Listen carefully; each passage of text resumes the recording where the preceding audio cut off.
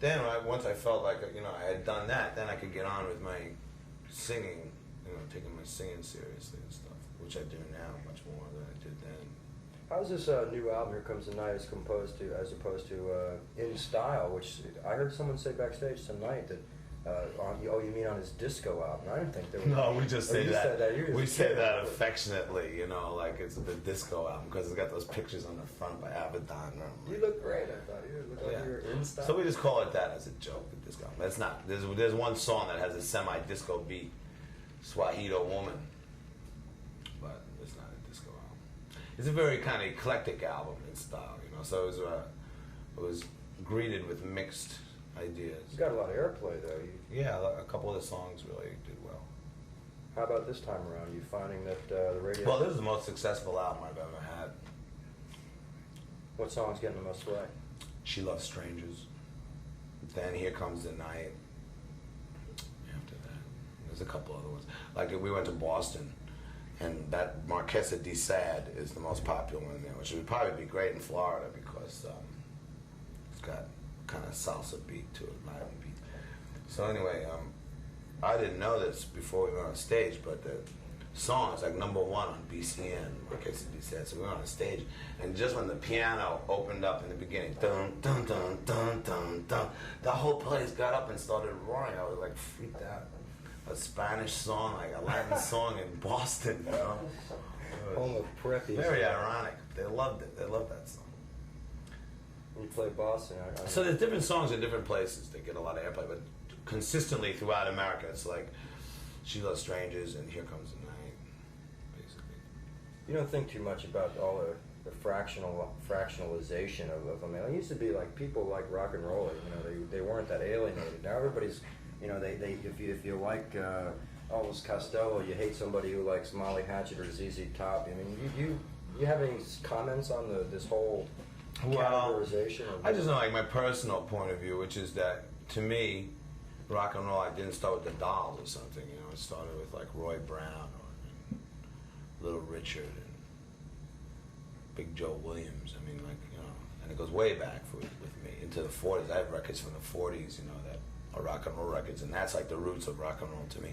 And before that, you get the old blues singers from the 30s, Robert Johnson and people like that. And before that, to his like 20s, you can listen to Ruth Etting records and Bessie Smith records, and I listened to all that stuff, which is really what built up to be rock and roll. So I think, the thing is, a lot of kids say, well, the Dolls is the first rock group, or whatever, Elvis Costello is the first rock group, or, and they don't have roots past that. But I think as they go on in life, they're going to hear a song here and there, they're going to say, hey, I like that, who's that? So he's going to say, well, it's Jimmy Rogers. And they're going to say, oh, I like that, I want to hear something else by him. And then, as you grow older, you build a more comprehensive kind of, record library. Right, expand. Yeah. But when you're young, when you're like 17, 16, 17, it's like, hey, I like my guy, and that's where it's at. And that's cool. I was like that when I was a kid, Yeah. Levi Stubbs, Four Tops rule, Four Seasons suck, all the bossa singers I went for. Anybody saying hi, I used to say, well, we used to say. Tell us, Dan. We can always edit it out. Everybody knows. Leaving faggots, right? No, nothing like that. Had something to do with like fanning the king's wife. That people got a job like that. In the Catholic Church, they used to, in the choir, they used to have singers that they called castratas. That's what we used to call them, castratas. What were you gonna say, John? I was just gonna say your the gig with the hats and all that was so visual. Have you done any video stuff or any film stuff, or you?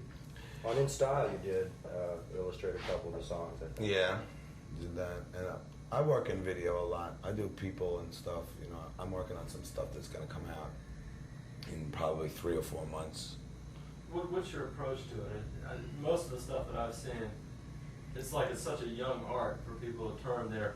I do it real unabashedly. I just go for it, I just say, okay, you do this, you do that, boom, do this, make the room look like this or whatever, not like this. But that's just what I do, I just go for it real fresh. I'll probably, as I go into it, after years and years, I guess he'll get a little jaded or whatever. But I'm at my most unprofessional state with the art now, and I find it really exciting like that. Yeah, because lots of times I'll work with a cameraman or something, and he'll say, "We can't do that. Forget it. It's impossible." You know, and I'll say, "Well, we're gonna do it," and then we do it, and it's like it blows their minds. Then I think when you get into something for a long time, you stop doing that. You just say, "Okay, we'll just do it the way we can." Or something. Yes? Pause, please. Open that door, Gabe. It might be Peter. Hey, you were talking about. Oh, I'm sorry. Yeah, I'll be right out of here. Yeah, we're almost out of time. You were just talking about studios being overblown, and that's the thing that I see in a lot of this video product. They think they got to make a Hollywood epic in 3 minutes when they go into video. Well, I wouldn't mind doing that. I mean, look at Francis Coppola now, right? With sitting in that van with the video camera hooked right on top of the movie camera, and he's watching it on television instead of being in the room. Press the button, it takes the time. How many seconds do we have, Chuck? It's going to come up on the screen, but the preview or a view of what's like going on the system throughout the 8 hour